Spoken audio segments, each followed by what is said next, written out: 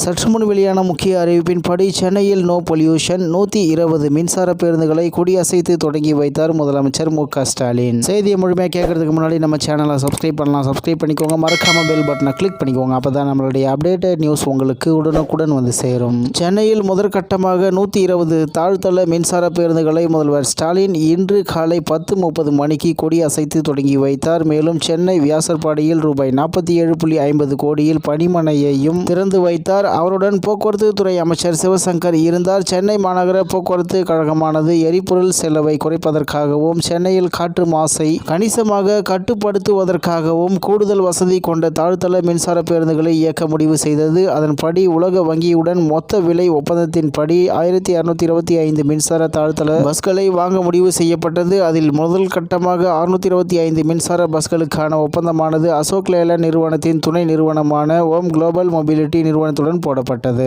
இதில் 400 பஸ்களை ஏசி அல்லாத பஸ்களும் 225 ஏசி பஸ்களும் அடங்கும். இந்த மின்சார பஸ்களை இயக்குவது மற்றும் பராமரிப்பது ஓம் குளோபல் நிறுவனம் ஆகும். சென்னை மாநகர போக்குவரத்து கழகம் சார்பில் கண்டக்டர்கள் பணியமர்த்தப்பட்டு டிக்கெட் விற்பனை மேற்கொள்ளப்படும். இதில் 625 பேருந்துகளில் முதல் கட்டமாக 120 மின்சார பேருந்துகளை முதல்வர் மு.க.ஸ்டாலின் இன்று காலை 10:30 மணிக்கு சென்னை வியாசர்பாடி பணிமனையில் நடைபெற்ற விழாவில் தொடங்கி வைத்தார். மேலும் ரூபாய் 47.50 கோடியில் பணிமனையும் திறக்கப்பட்டது.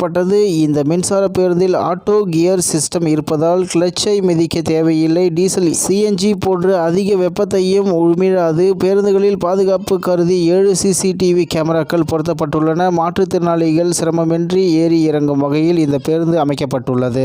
அடுத்த பஸ் நிறுத்தம் பற்றிய அறிவிப்புகள் வெளியிடப்படும். இருக்கையின் கீழ் செல்போன் சார்ஜ் போடும் பாயிண்டுகள் வைக்கப்பட்டுள்ளன. மேலும் எல்இடி லைட்டுகள், தீயணைப்பு கருவிகள் உள்ளிட்ட வசதிகள் அமைந்துள்ளது என்று தகவல் வெளியாகியுள்ளது என்பது குறிப்பிடத்தக்கது.